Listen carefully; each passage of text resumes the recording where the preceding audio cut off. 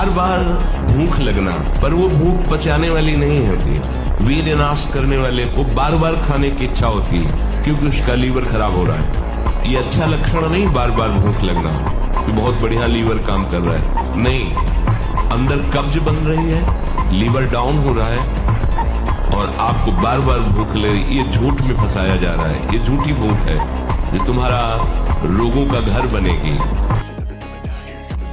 हम एक रोम का ये टूट के गिर जाए, तुम इतने बड़े तांत्रिक हो, हमारा रोम तोड़ दो, तो बस इतने से हम तुम्हें मान लेंगे कि तुम भगवान हो गए। एक रोम नहीं तोड़ सकता। त्रिभुवन में कोई ऐसा पैदा नहीं हुआ कि भगवान के विधान को कोई बदल दे। बच्चा बूढ़ा हो गया हूं, नहीं तो जटायु ने तो युद्ध करके वीरगति को प्राप्त हुई। रावण को अपनी चोंच और पंजों से फाड़ के फेंक करके जानकी को उठा करके राम जी के पास रख देता है, इतनी सामर्थ्य है। एक बार तुमने यदि असफलता में भी कदम बढ़ा दिए, महावीर बन जाओगे। ये असफलता कदम रोक देती है। अब क्या होगा? अब वही होगा जो होना है। बस जिद्दी स्वभाव चाहिए। यदि आप ब्रह्मचर्य नहीं हैं, तो आप में स्वाभाविक ये कमियां जागृत होंगी जो अध्यात्म में चलने ही नहीं देंगी। ब्रह्मचर्यहीन के लक्षण, जिन्होंने ब्रह्मचर्य का नाश किया है, अपने आप जांच लेना। उसके अंदर बार बार काम पीड़ा जागृत होगी, उसका विचार कामाशक्त होगा, पहला लक्षण। बस उसकी बार बार वृत्ति काम की आएगी, बार बार पीड़ा हृदय में काम भोग की प्रेरणा देगी। वो इतना असमर्थ होने लगता है कि आंख मिला के बात करने की भी हिम्मत नहीं रह जाती। हर समय उसके अंदर एक हीनता सी छा जाती है। वो बहुत चालाकी से अपने, तुम्हें डरना नहीं, मैं मर जाऊं लेकिन पीऊंगा नहीं, मर जाऊं कहूंगा नहीं, मर जाऊं भोगूंगा नहीं। तू कर, तू कितना भी बार बार कर, मैं नहीं कभी करूंगा। कभी हट करके देखो, तुम इतना डरपोक क्यों हो गए? इतने डर क्यों? डरोगे मार डालेगा। कि आपकी दृष्टि में पावर होना चाहिए। आप देख के मुस्कुरा दिए, आप ऐसे कोई भी आपको बात करेगा, छेड़ेगा, परेशान करेगा। अंदर से भगवत चिंतन चल रहा है, सबके प्रति भगवत भाव है, लेकिन आपकी दृष्टि में, बचाइए अपनी दृष्टि को, तो आपकी दृष्टि में सामर्थ्य आ जाएगी। ऐसे ही आप जो देखते रहते हैं, आपकी दृष्टि शक्तिहीन होती रहती है। संत अपनी दृष्टि को, जितना आप अपनी नेत्रेंद्रिय को फिर आप देखेंगे तो सामने वाले के अंदर जो अपराध वृत्ति भयभीत हो जाएगा। दृष्टि में बहुत ताकत। मन के द्वारा एकाग्र होकर एक नाम में 1 घंटा कोई रोक ले अपने मन को, हम उसे बहादुर माने। 1 घंटे किसी एक नाम पर, हमारी बात को समझा जाए, जैसे राम, 1 घंटे राम नाम से मन नहीं हटना चाहिए। करके देख, 5 मिनट नहीं टिकोगे। 5 मिनट में चाहे जितने बहादुर हो, रोक के दिखाओ मन को, राधा, वही टिका रहेगा मन में। आंख खुली हो चाहे बंद हो, राधा राधा। तो ये अभ्यास, तपस्या, पवित्रता, अभ्यास। अब ये प्रारब्ध को रोने देगा। उनका देख, ये कौन है? उनका भगवान। बोले नहीं नहीं, ये कौन है? तो भगवान। बोले भगवान नहीं, पत्थर। पत्थर है ना?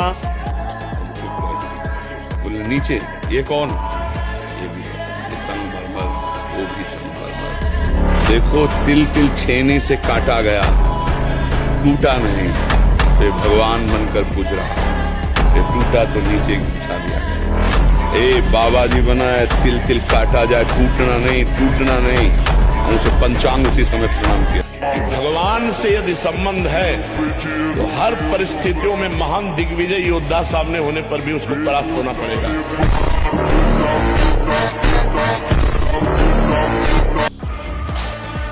तुम्हें जो बनना है वो सोचो, जो सोचोगे वही बन जाओगे। जो तुम्हें बनना है वो सोचो, वैसा सोचो, जैसा सोचोगे वैसा तुम बन जाओगे। सोचो।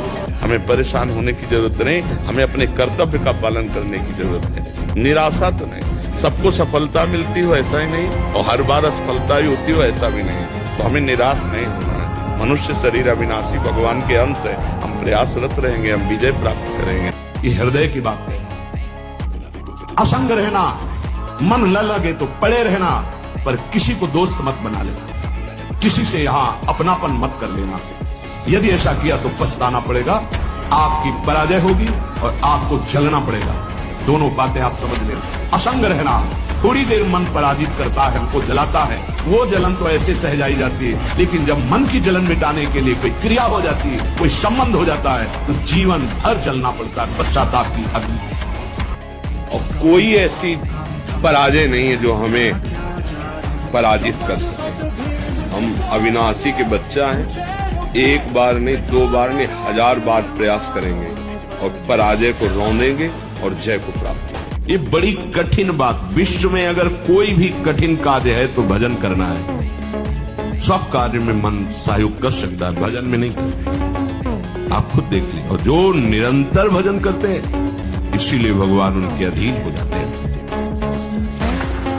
प्रभु ऐसा आकर्षण देने लगते हैं भक्त के हृदय में कि फिर वो जी नहीं सकता। कुछ दूरी है जिसमें विषयों का आकर्षण रहता है, प्रभु का आकर्षण समझ में नहीं आता। ध्यान रखना, कुछ यात्रा ऐसी है, और ये यात्रा काटने के लिए केवल एक उपाय है, साधु संग। अगर साधु संग नहीं तो इस यात्रा में आप कदम आगे नहीं बढ़ा सकते, भाग जाएंगे।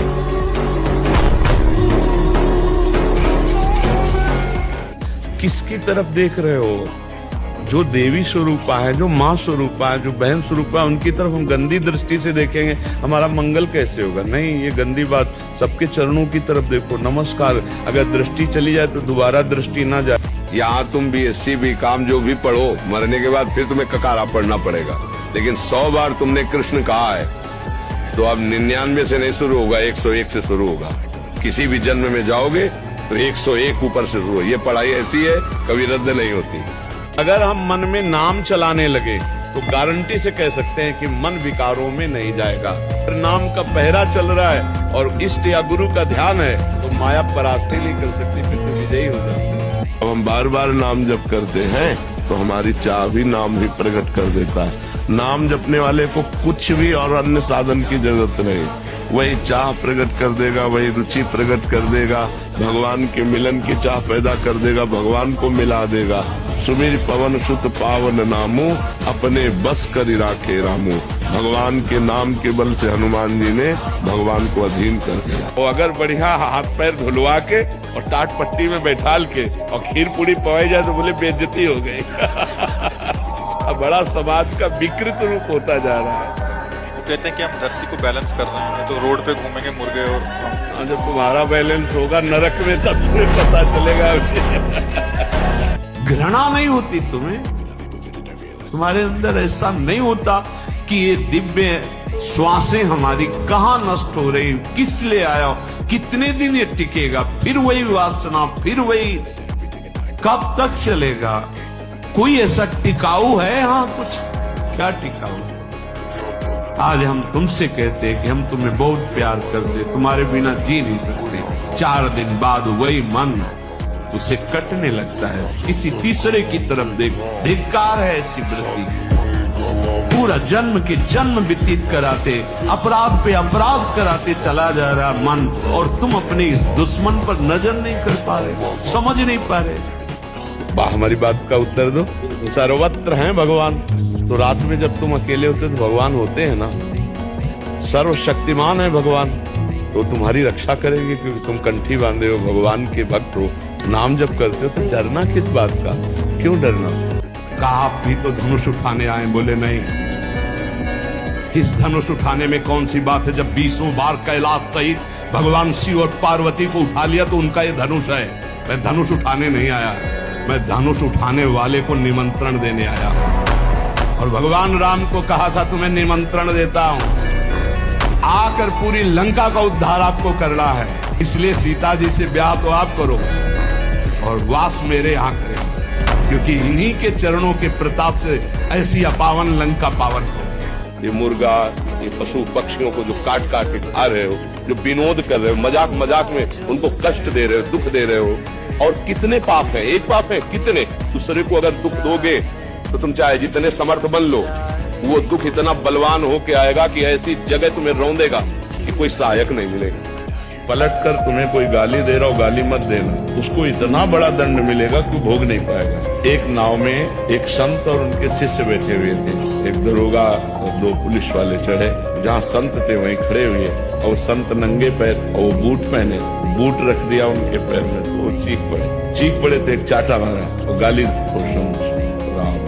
नाव किनारे लगी, 2-4 हाथ पानी में, जहाँ इतना पानी वहाँ नाव तो जाएगी नहीं। अब वो बूट पहने थे तो वो संगीन लिए हुए थे, पहले देखा होगा बंदूक के ऊपर चाकू लगी, उन्होंने ऐसे रखा और सोचा छलांग लगा के पार हो जाए। वो बालू थी, वो फिसल गई, संगीन उनके यहीं घुसी और वहीं मर गए। गुरुजी ने अपने शिष्य को डांटा कि अगर एक शब्द कह देता तो ये बच जाता, तूने एक शब्द भी नहीं कहा ना, इसलिए इसको इतना भारी दंड मिल गया। अब कार्य तुम्हारा कर रहा है, तुम चुप हो जाओ, ये सबसे बड़ा दंड होगा, सह के निकल जाओ। तो ये क्षमा श्राप से भी भारी हो गई, उसको भारी दंड मिलेगा। इसलिए हमको ये चाहते हैं उसको भी दंड न मिले, आनंद से रहे, काहे को दंड मिले, उसकी बुद्धि शुद्ध कर दो, हम उसका भी मंगल मनाए तो हमारा और मंगल हो जाएगा।